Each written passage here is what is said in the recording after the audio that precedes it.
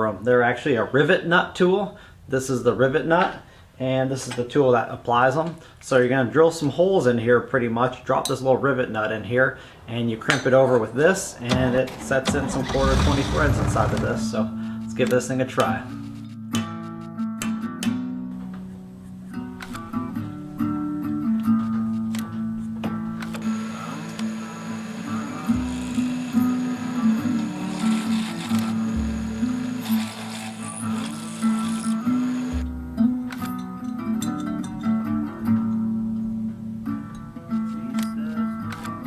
First attempt on using this rivet nut tool. I got a 1/4 inch mandrel on here, got the 1/4 inch rivet nut. I'm gonna try this thing out. So that worked really well. I've been on the fence about buying one of these little rivet nut tools for the last 2 or 3 months. My brother's building a camper from scratch and he wants one of these for fastening internal panels to it. So I thought, well, I could use one of these around too, so I ordered one up.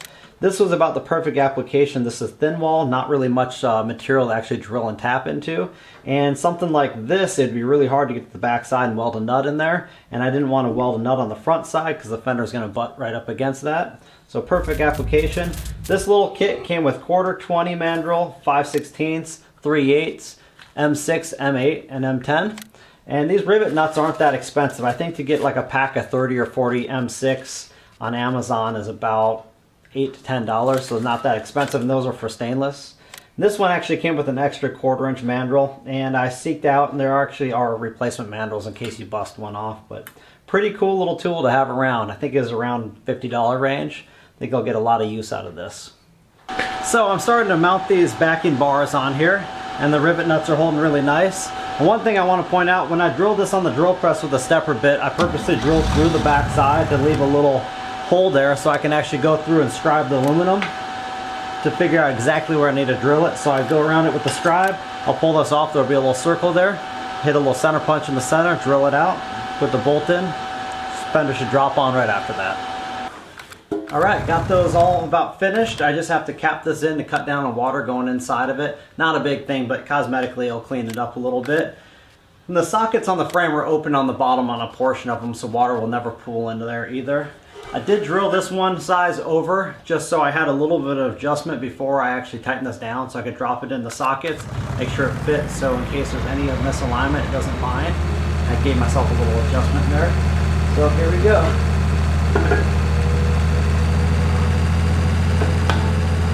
Drops right on there, and there's just a little jam nut on the front. I tighten down and lock it on. Winter time comes, you want to chain this thing up, I loosen that up, slide them off, put the chains on.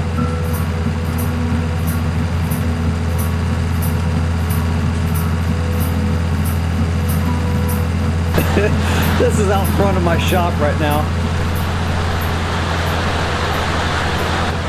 Did I mention you guys I'm going to be building an enclosed cab on this thing?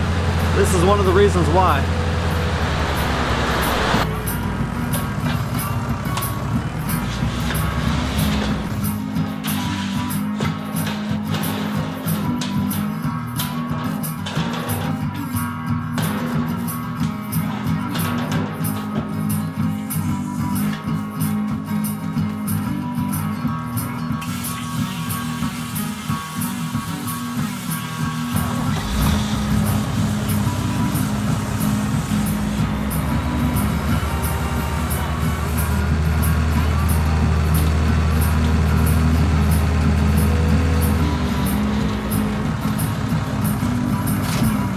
Alright, so these aluminum panels were predetermined, they're salvaged, and they're 14 inches wide. And this whole thing from rail to rail is 43.5 inches wide. I got these little gaps down the center.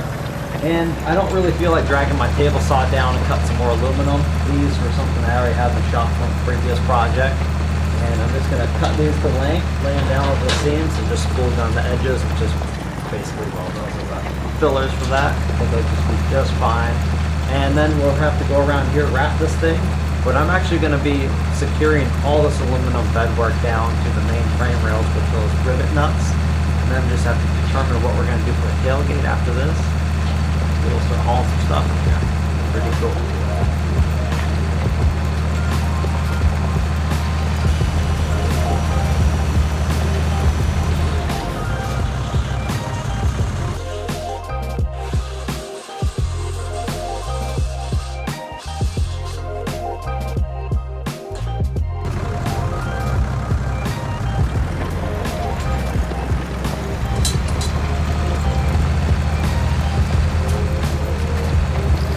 Alright, it's about time to get out the spool gun here.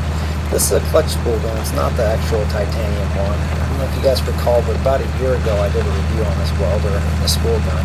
Because Harbor Freight, once they came out with the titanium series, it took them over a year before they actually had the spool gun available, which was a little frustrating to kind of deal with, so I went out and bought this one. And it's got some benefits. It's a little bit more than the titanium series, but it's one of those things you can hook up and leave your big lead on. And just have to flip over the gas switch and the spool gun switch inside. But anyways, it's been one of those things. In the last year or so, I've mainly been using my TIG AC/DC machine to do all our welding, and I forgot how forgiving and how quick this machine is for welding aluminum. You know, you're going to have a little harder time welding 16th and thinner with it, but with this 1/8 inch and a little thicker, it really welds fast and it welds hot. And I think if someone's looking for a really bargain rate just to do MIG and spool gun, Titanium 170 on sale with one of their spool guns is a pretty affordable kit to get welding aluminum and steel.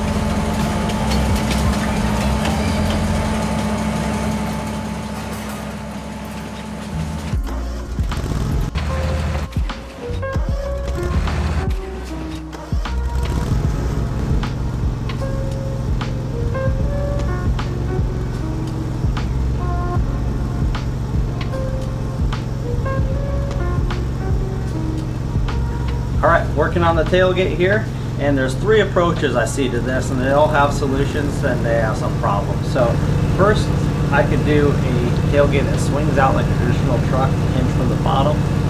Good thing is it'd be a 14-inch extension on the bed if I'm hauling stuff. The bad thing is we all know that those hinges down below get packed full of gravel. You never close them until you clean it out.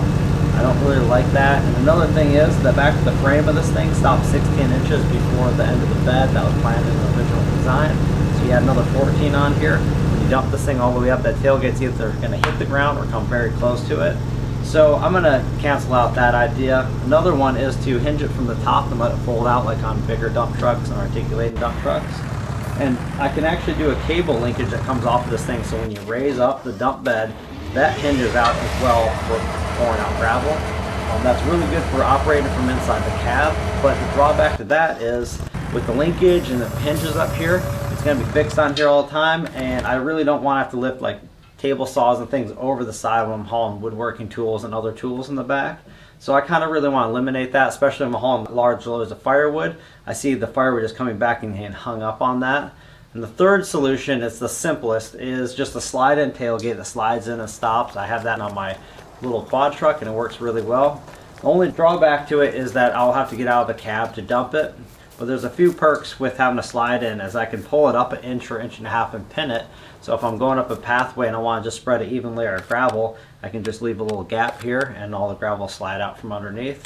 So there's drawbacks and pros and cons to every design, but I'm going to take the simplest one, 0 hinges, really nothing to break on it. So let's get building this thing.